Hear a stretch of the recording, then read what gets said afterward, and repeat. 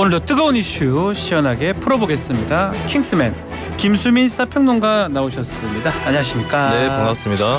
자, 2030 엑스포 부산 유치 실패했다는 소식으로 킹스맨 시작을 해야 될 것 같은데요. 자, 우리 정부가 막판 총력전까지 나섰지만 아쉬운 결과를 맞이했네요. 네, 한국은 애초에 1차 투표에서 사우디가 지지표 3분의 2를 얻지 못해 결선 투표로 그렇게 이어지는 상황을 가정을 하면서 네. 사우디를 결선 투표에서 역전시키겠다라고 하는 전략을 세웠지만 무위로 돌아갔습니다. 1차 투표에서 끝이 났는데요. 사우디아라비아의 리야드가 119표, 한국의 부산이 29표, 이탈리아 로마가 17표 이렇게 굉장히 큰 차이로 사우디 리야드가 유치를 하는 것으로 결정이 났습니다. 최소한 3분의 1을 못 받아야지 결선까지 가는데요. 차이가 좀 나는 것 같은데 좀 더 값짐 성과를 거뒀다 이런 평가가 나오네요. 일단 뭐 결과 이전에 과정에 의미를 부여하는 그런 시선이 있기 때문에 이제 뭐 원팀을 이뤄서 대한민국 정부와 부산시 그리고 시민단체 등이 이제 값진 성과를 얻었다라고 하는 거는 이제 이런 개최지 결정이 나기 전에 중간 평가로서 나왔던 내용이겠고요. 네. 일단은 이제 개최지에 선정되는 것은 실패를 했다는 것은 명백한 현실이라고 봐야 될 것 같고 좀 남아 있는 부분은 그동안 유치 과정에서 네. 전 세계 국가들과 교류를 했던 것 이것이 어떤 측면 효과 나 부수 효과를 불러올지 이런 것들은 좀 더 따져볼 수 있을 것 같습니다. 자, 어떻게 보면 이번 부산 엑스포 유치 우리 정부의 외교 역량의 시험 무대라고 볼 수 있는데 자, 이 부분 어떻게 평가를 해야 됩니까? 네, 이 총회 결정 같은 경우는 각국이 한 표씩을 행사를 하고 예. 아무래도 1국 1표기 때문에 아프리카라든지 중동 이쪽의 발전도상국들이 표를 행사하는 이 비중이 상당히 큰 것이죠. 그런 나라도 한 표씩 얻을 수 있다는 거죠. 그렇습니다. 예, 막 강대국이 아니라 하더라도. 그렇죠. 그리고 예. 이 발전도상국이 조금 처지가 비슷해 보이는 사우디아라비아 뭐 또 가까이 있기도 한 그런 네. 국가에 더 기울어져 있다라고 하는 것은 명백하게 예전부터 관측이 됐던 부분이기 때문에 이거를 이제 뒤집기는 어려웠을 것이다라고 볼 수 있는데 하지만 다만 뭐 최근에 일부 외신에서는 뭐 한국이 따라잡았다 이런 보도까지도 나왔었는데 그거 치고는 또 큰 차이가 났거든요. 막판에 뭐 역전 가능성이 있다 이렇게 보도가 그렇습니다. 계속됐었는데요. 네, 이런 결과에 대해서는 또 정부 입장에서도 좀 아프게 돌아볼 수 있는 그런 대목입니다.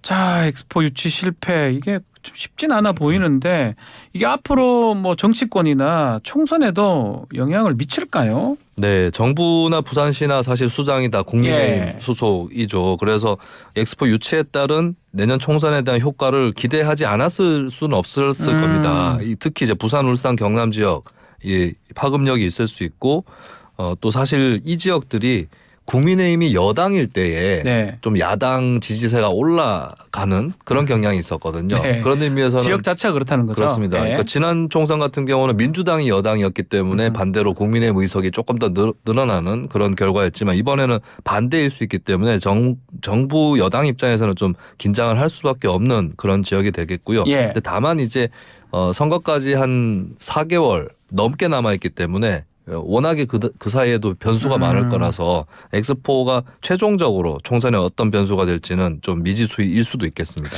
자, 뭐 이거 2035년이나 또 재도전도 있고요. 하여튼 모두 고생했다. 이렇게 원팀 코리아 네. 원팀이라 했나요? 예, 고생했다는 말씀 한번 전해드리겠습니다. 자, 다음 소식 민주당 선거제 개편을 두고 갑론음박이 이어지고 있는 얘기인데요. 어제 민주당 의원 75명이 위성정당 방지법 발의에 나섰어요. 네, 민주당 소속 의원 75명이 네. 공직선거법 일부 개정 법률안을 발의를 했습니다. 이것은 위성정당을 방지하는 취지의 법안이고요. 현행 준연동형 비례대표제 유지를 전제로 한 위성정당 금지법을 당론으로 추진해야 한다라는 목소리가 당에서 나오고 있고 이것이 지도부와 이재명 대표를 압박하고 있는 그런 모습입니다. 선거제 개혁, 개편 목소리가 커지고 있는데 오늘 민주당 의원총회 열립니다. 이 자리에서 특히 이제 내일 본회의도 있지만 선거제 개편안 관련 내용도 다뤄질 것으로 보이는데 자, 이 부분 어떻게 진행이 될까요? 네, 현재 민주당 의견이 나뉘어져 있습니다. 네. 현행 준연동형 비례대표제를 유지해야 된다. 그리고 나아가서는 위성정당을 만들지 못하거나 위성정당의 효과를 대폭 제한할 수 있도록 방지 법안을 만들어야 된다. 이 흐름이 있고 이것은 이제 민주당이 지난 대선 때도 그랬듯이 선거 공약으로도 내세웠던 네. 민주당의 기존 당론에 가까운 그런 의견입니다. 하지만 국민의힘에서 제안하고 있는 병립형 비례대표로의 회귀 여기에 동의하고 있는 민주당 의원들도 있는데요.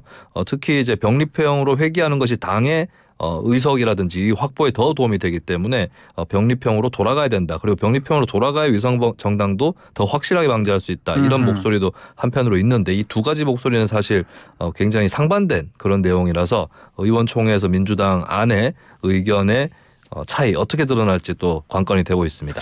어제 우리 강훈식 의원하고 인터뷰 얘기를 좀 들었지만 민주당 당내의 의견들 견해차도 꽤 크다고 하거든요. 네. 아마 단기간에 특히 오늘 의총에서 뭐 결정되지는 않을 것 같아요. 그렇습니다. 이게 어제 오늘 일이 아니라 민주당 이게 거대 정당이라서 네. 더더욱 그런데 선거제도에 관련해서 여러 가지 내부의 의견들이 있었고 네. 사실 돌아보면 2020년에 공직선거법 개정되기 전에도 민주당 내부에서는 선거법 개정에 대해서 저하거나 혹은 부정적으로 생각하는 여론이 있었습니다. 근데 그때는 이제 공수처법 등등과 같이 처리하는 과정에서 당론이 모아졌던 건데 예. 이번에도 이제 뭐 얼마 전에 당내 인사가 시뮬레이션 결과를 내놓기도 했지만 네. 병립형으로 돌아가지 않으면 당이 손해를 본다. 크게 손해를 본다. 네, 이런 얘기가 또 나오고 있어가지고 예, 근데 또 한편으로는 병립형으로 돌아가자는 얘기를 대놓고 하지 못한 그렇죠. 의원도 많습니다. 그래서 의총에서는 일단은 대략적으로 어느 정도의 의견 차이가 있는지 이것은 보여질 수가 있겠지만 당론이 결정이 난다거나 이러기는 좀 어려워 보입니다. 당장에는 그렇습니다. 자, 이탄희 의원 지금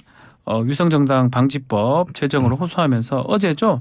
자신의 지역구 용인정입니다. 불출마를 내걸었는데 정말 이재명 대표나 지도부에 대한 압박 수위를 좀 높이고 있다. 이렇게 봐야 되겠네요. 네, 이탄희 의원은 어제 국회에서 기자회견을 열어서 네. 민주당이 지난 4년간 국민께 정치개혁을 수차례 약속했다라고 하는 것을 상기시키면서 약속을 지켜야 한다고 당에 촉구를 했습니다. 그러면서 본인부터 기득권을 내려놓겠다라고 하면서 현재 용인정 지역구 국회의원인데 네. 이쪽에 불출마하고 당이 가라는 곳으로 험지 어디든 가겠다라고 선언을 하면서 네. 선거제도 개혁에 더 물꼬를 틀려고 하는 모습이었고요. 그리고 이제 이탄희 의원 같은 경우는 그러면 향후 지역구가 어떻게 될 거냐 했을 때 그동안 국회에서 때때로 충돌을 해왔던 한동훈 법무부 장관의 출마 지역구로 네. 이탄희 의원이 배치될 수도 있다.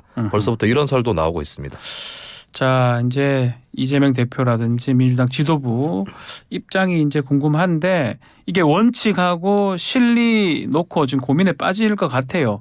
병립형으로 회귀했을 때 하고 현행을 또 유지했을 때 어떤 시나리오가 펼칠지 정리를 한번 해볼까요? 네, 병립형으로 회귀를 한다면은 당이 해왔던 약속을 깬다. 예. 정치 개혁의 그 정책들을 거스르는 것이다라는 비판이 나올 수 있습니다. 그리고 네. 선거제도 공론 조사를 해서 시민 패널들이 토론을 하고 의견을 모은 적이 있었는데 그때 중론이 비례성의 확대였었고 병립형이 아니라 준연동형을 유지하거나 강화하는 게 중론이었거든요. 네. 이걸 이제 거스른다는 비판을 면치 못할 것으로 보입니다. 근데 반대로 준연동형 현행 유지를 할 경우는 사실 이번 선거는 지난 4년 전의 선거하고도 다르게 모든 의석을 지역구 의석 수가 지지율에 비해서 작은 정당에게 배분을 하게 되거든요. 그러면 민주당이 비례대표 의석이 없을 수도 있습니다. 그런 문제가 당으로서는 있는 것이고 그리고 민주당이 위성정당을 내지 않은 상황에서 국민의힘만 냈을 때 민주당이 피해를 볼 수 있는 이런 부분들이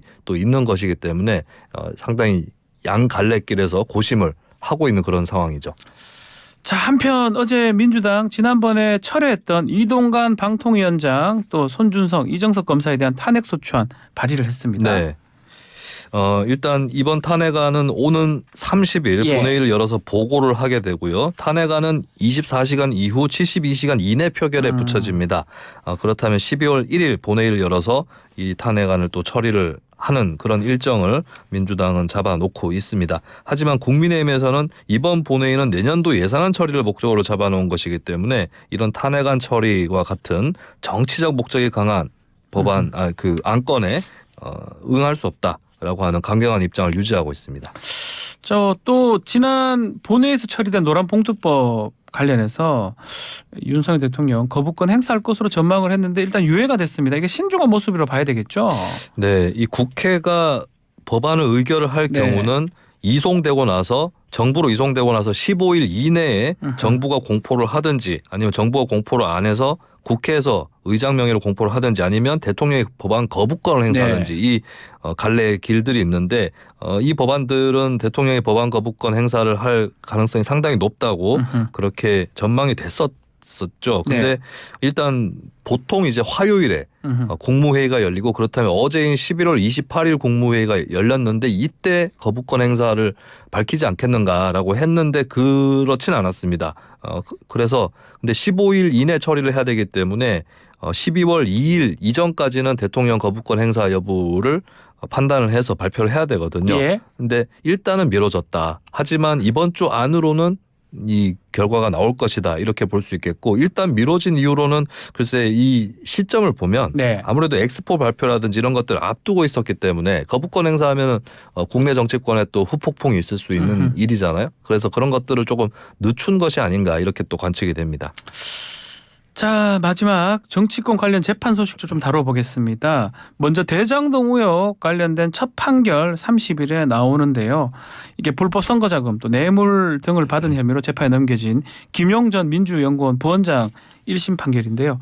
자, 이게 대장동 관련된 첫 사건 판결인 거죠? 네, 대장동 사건의 연루자도 많고 여러 가지 혐의들을 받고 있는 그런 연루자들의 모습인데 일단 이제 뭐 배임이라든지 이런 문제가 아니라 이재명 대표 본인이 아닌 그 측근으로 분류되는 김용전 민주연구원 부원장에 대한 1심 판결이 나옵니다. 이것은 경선 때 자금을 불법 수수하고 뇌물을 받은 혐의이고요. 대장동 사건 여러 갈래 재판 중에서 이제 법원이 처음으로 내리는 판단입니다. 일단 그 기소 내용을 한번 짚어볼까요? 네, 기소 내용을 보면 김 전 부원장은 지난 민주당 대선 후보 예비 경선 당시였죠. 2021년 4월부터 8월 사이에 유동규 전 성남도시개발공사 본부장 정민용 변호사 등과 공모를 해서 남욱 변호사로부터 4차례에 걸쳐 8억 4,700만 원의 불법 선거자금을 수수한 그런 혐의로 구속 기소가 됐습니다. 네. 자, 이 1심 판결이 대장동 의혹 첫 번째 판결 이것도 뭐 주목받는 이유인데 또 관심받는 이유가 있다고요. 네, 아무래도 이 사건 관련해서 가장 관심을 받고 있는 인물은 이재명 대표일 텐데. 이재명 대표죠. 이 대표 같은 경우는 이 성남 FC 사건하고 다 묶여서 재판이 상당히 길어질 예정이라서 1심까지 가는데도 시간이 꽤 걸릴 가능성이 있습니다. 대장동 관련해서는요. 그런데 이제 김용전 부원장 같은 경우는 일단 이재명 대표 최측근으로 꼽히고 있고 그리고 이번에 좀 더 빠르게 판결이 나오기 때문에 아무래도 뭐 내년 총선이라든지 이런 정치적 일정에 영향을 줄 수가 있고 그리고 이것이 또 이 대표 재판에도 사법적으로 영향을 줄 수 있는 부분 이런 것들이 또 전망이 되고 있기 때문에 그 전초전의 성격도 갖고 있어서 더 주목을 받고 있습니다. 앞으로 이제 주 2, 3회 재판을 받아야 됩니다. 그래서 당 안팎에서는 이재명 대표의 재판 리스크 이게 좀 상당한 부담이다 이런 얘기가 나오고 있는 것 같아요. 네, 일단은 주 2회, 3회 재판을 받게 되면 일정상 당무를 제대로 볼 수 있겠는가 뭐 이런 의문이 또 나올 수밖에 없겠고요. 그리고 이제 재판 출석 자체가 사법 리스크를 상기시킨다 이런 점에서 당내에서는 계속해서 뭐 물론 이럴 때일수록 이 대표를 더 지켜야 된다라는 입장도 있겠거니와 비주류 쪽에서는 특히 사법 리스크에 대한 우려 앞으로도 제기가 될 것으로 보입니다. 자, 또 다른 재판 하나 더 소개해드리겠습니다. 지금 오늘 결과가 나오는데요. 청와대의 울산시장 선거 개입 의혹 관련된 재판 나옵니다. 송철호 전 울산시장, 황운하 더불어민주당 의원 1심 선고인데요. 이게 재판 시작된 지 3년 10개월 만에 결과가 나오는 거네요. 네, 이 의혹은 2018년 6월 울산시장 선거에서 민주당 후보였던 송철호 전 시장의 당선을 위해 문재인 정부 청와대의 각 부서가 조직적으로 개입을 했다라고 하는 그런 내용입니다. 일단 이제 김기현 당시 울산시장 그때 국민의힘 후보였죠. 이 김기현 시장에 대한 수사를 피고인들이 청탁을 하고 또 송 전 시장 공약을 지원한 혐의를 받고 있습니다. 그리고 한편으로는 또 민주당 내 경쟁자에게 정무수석실 인사비서관실이 출마 포기를 종용한 혐의도 받고 있습니다. 자, 이번 판결 1심인데도 정치권에서 큰 주목을 하고 있습니다. 그 이유가 뭐죠? 네, 기소가 되고 나서 4년이나 끌어서 1심 판결이 나오게 됐기 때문에 지연된 만큼 폭발력이 더 커질 수 있다라고 하는 그런 특징이 있겠고요. 그리고 이제 오래 심의를 했기 때문에 2심, 3심도 크게 결과가 달라지지 않을 거다는 인식이 생겨날 수도 있습니다. 그리고 더군다나 피고가 민주당 전직 단체장과 네. 현직 국회의원이 있고 또 여당 대표 관련 사안이기 때문에 내년 총선을 앞두고 정치적으로도 파급 효과가 주목되고 있습니다. 자, 그리고 또 내일 또 주목해야 될 게 인요한 혁신위가 목요일 최후 통첩을 날린 지 일주일 된 날입니다. 자, 요 김기현 대표가 어떤 결정을 내릴까요? 한번 예상해 볼까요? 네, 김 대표가 현재로서는 뭐 특별히 예. 인요한 혁신이 주장을 수용한다라고 하는 그런 어떤 간접적인 신호 이런 것도 주지는 않은 상황이거든요. 네. 그리고 얼마 전 의정보고회를 지역구에서 가지면서 특히 또 한편으로는 지역구 사수의 의지를 내비친 셈이었기 때문에 네. 아직까지 이제 인요한 혁신위의 권고 이런 것들이 수용되기에는 좀 만만치 않은 환경인 것 같다. 이렇게 좀 대체적으로 관측을 하는 것 같습니다. 알겠습니다. 오늘 킹스맨은 여기서 마무리를 하겠습니다. 김수민 평론가 감사합니다. 예, 고맙습니다. 1부 마치겠습니다.